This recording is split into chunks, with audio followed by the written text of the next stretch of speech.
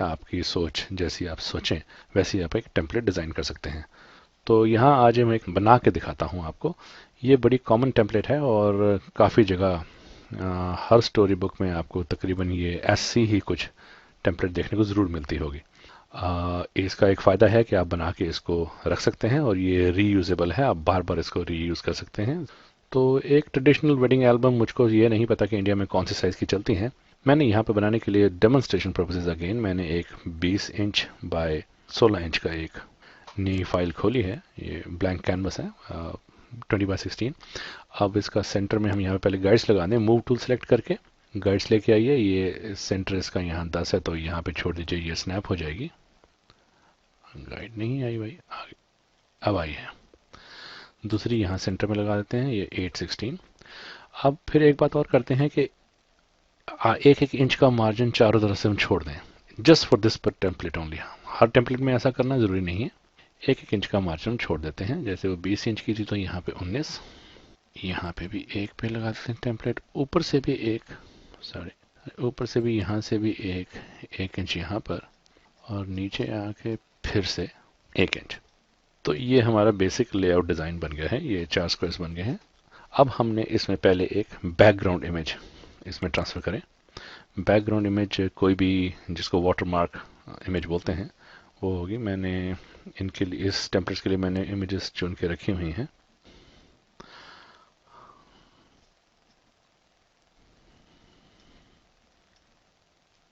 अब ये बन गई है। तो अब इसमें एक बात ध्यान रखिएगा, आप अपने जहाँ भी आप प्रिंटिंग के लिए इसको भेजेंगे उनसे पूछ लीजिएगा कि उनको कितना बॉर्डर ब्लीडिंग के लिए चाहिए, क्योंकि हर जो प्रिंटिंग मशीन होती है उनके अपने ब्लीडिंग बॉर्डर्स होते हैं। अगर आप फोटो, उससे क्या होता है कि वो जो उनके जो ग्रिपर्स होते हैं, जो पेपर को ग्रिप करते हैं, वो उतनी जगह चाहिए उनको।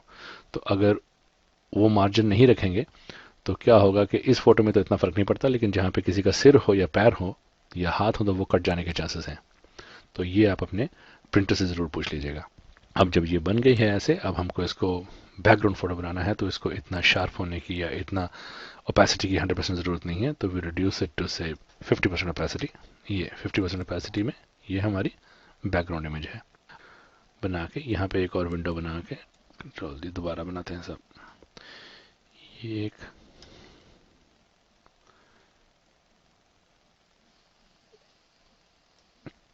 यहाँ पे इतनी ये सिलेक्शन लेके रेक्टेंगुलर मार्कर की नई लेयर पे क्लिक कीजिए। अब इसको, क्योंकि हमारा फोरग्राउंड कलर ब्लू है, मैंने पहले से, कोई भी कलर हो कोई फर्क नहीं पड़ता, मैंने ब्लू रखा है।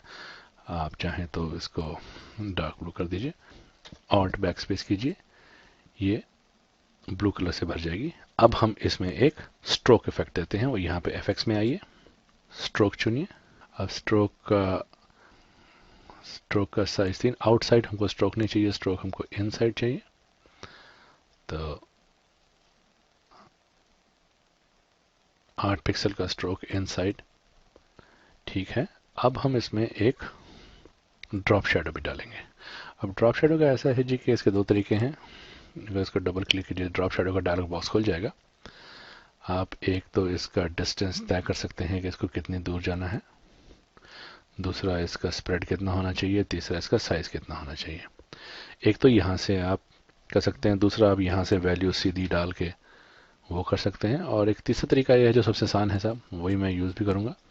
सीधा यहाँ पे मूव टूल अगर आपका सेलेक्ट है तो सबसे पहले आप यहाँ से लीजिए और इसको जस्ट ड्रैग करके जहाँ चाहिए वहाँ रखिए, और इसका आप साइज बढ़ा दीजिए ताकि ये थोड़ी सी ब्लर हो जाए और देखे कि जैसे बैकग्राउंड से ये एम्बॉस्ड है, उभरी हुई है। कंट्रोल डी करके सिलेक्शन को डिसेलेक्ट कर दीजिए। और अब हम क्या करेंगे, अब जो फिल है इसका फिल को 0 कर दीजिए। ये देखिए, अब ये आपकी एक विंडो बन गई है। इसको हम कर दीजिए लेयर 1, या बोलिए लेफ्ट फोटो। अब हम एक और लेयर बनाएं, रेक्टेंगुलर मार्क्यूर टूल सेलेक्ट है, तो यहाँ पे एक, अब सेम वही प्रोसीजर है साहब, ऑल्ट और बैक स्पेस, इसको ब्लू से भरिए,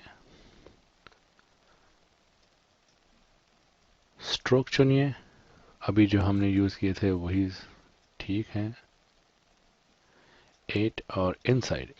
अगर हम इसको साइज बढ़ा के दिखाता हूँ। जैसे अब इन साइड है, ये काफ़ी क्रिस्प और शार्प कॉर्नर्स में है। अगर मैं इसको आउटसाइड करता हूँ तो देखिएगा कॉर्नर्स राउंड आ जाते हैं। तो ये चॉइस आपकी है, आप कैसा चाहते हैं। मुझे इन साइड क्रिस्प अच्छा लगता है। 8 pixels, again demonstration purposes only. अब हम इसी के ऊपर ये जब स्ट्रोक के बाद फिर वही ड्रॉप शेडो, या आप एक और काम भी कर सकते हैं। ये तो था इंडिविजुअली बनाने का तरीका, जैसे इसके ऊपर बनाए तो इसके ऊपर। अब इसको हम कैंसिल करके अब ये इफेक्ट हमने इसको लाना है। तो ये इफेक्ट इसमें लगा हुआ है जो हमने पहली जो ये वाली लेयर बनाई थी। हमें कुछ नहीं करना है, ऑल्ट दबाइए और ये एफएक्स उठा के यहाँ कॉपी कर दीजिए। देखिए वो सेम इफेक्ट यहाँ पर आ गया। कंट्रोल डी कीजिए। अब ये ऑटोमेशन है। अब हम क्या करेंगे, ये जो हमने विंडो बनाई है इसी को हम कंट्रोल जे करें तो एक कॉपी और बन गई।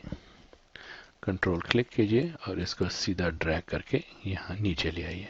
सिंपल सा वेडिंग टेम्पलेट डिज़ाइन बना रहा हूँ मैं आपके लिए। तो सेम वही प्रॉपर्टीज़, वही साइज, सब कुछ वही है। इसका फिल 0 कर दीजिए और अब इसके ऊपर आके इसका भी फिल 0 कर दीजिए। बॉटम राइट, बॉटम राइट, और यहाँ पे इसका बोलते हैं जी टॉप राइट। तो ये अब हमारी टेम्पलेट तैयार हो गई है। अब हमको इसमें फोटोज ड्रैग करनी है। ये फोटो को मूव टूल से आप यहाँ लेके आइए। इसकी ज़रूरत नहीं है, इसको बंद कर दीजिए। कंट्रोल टी कीजिए, शिफ्ट और ऑल्ट दबाइए। फोटो चारों तरफ से उसी रेशो में श्रिंक होके आएगी। यहाँ रखिए, थोड़ा सा और छोटा कीजिए। अब शिफ्ट दबा के, अब क्योंकि ये फ़ोटो हमारे इस टेम्पलेट के ऊपर है इसलिए हमको टेम्पलेट के नीचे के असर नहीं दिखाई दे रहे हैं। तो अब हम फ़ोटो को ड्रैग करके यहाँ ले आते हैं। अब देखिए ये फ़ोटो टेम्पलेट के जो बनाई थी उसके नीचे है, इसलिए हमको अब इसके असर दिखा। अब क्योंकि ये फ़ोटो बड़ी है, अगर आप ध्यान से देखें तो ये फ़ोटो बड़ी है और ये इस विंडो से बाहर जा रही है। तो हमें को बहुत सिंपल सा जवाब है इसका जी, मार्की टूल लीजिए, यहाँ से इसको सेट करके और डिलीट कर दीजिए। Control D, D select. ये देखिए ये पहली फ़ोटो है आपकी। थोड़ा सा इसको ऊपर नज कर दें, ये फ़ोटो आ गई। अब दूसरी फ़ोटो लेते हैं, ये आ गया। यहाँ इसको ड्रैग कीजिए, ये फ़ोटो यहाँ आ गई। अब हमको इसकी ज़रूरत नहीं, इसको डिलीट कर देते हैं। कंट्रोल टी कीजिए, ऑल्ट और शिफ्ट दबा के रिड्यूस कीजिए, इसको वापस ड्रैग करके इसके ऊपर लाइए, एंटर कीजिए। सो टॉप राइट के साथ ये फ़ोटो अब इसके नीचे है। सेम वही कॉन्सेप्ट है जी कि फ़ोटो फिर थोड़ी सी बड़ी है। आप रेक्टेंगुलर मार्की टूल लीजिए ऐसे और ऐड करके साथ में ये एरिया भी सिलेक्ट कर लीजिए और अब आप डिलीट कर दीजिए इसका। कंट्रोल डी से डी सेलेक्ट कीजिए। अब ये भी फ़ोटो बन गई। अब ये आ गई जी। अब इस फोटो को भी मूव टूल सेलेक्ट करके यहाँ लेके आइए। इसकी ज़रूरत नहीं है, इसको डीसेलेक्ट कर दीजिए। कंट्रोल और ऑल्ट दबा, कंट्रोल टी दबाइए, फिर शिफ्ट और ऑल्ट दबा के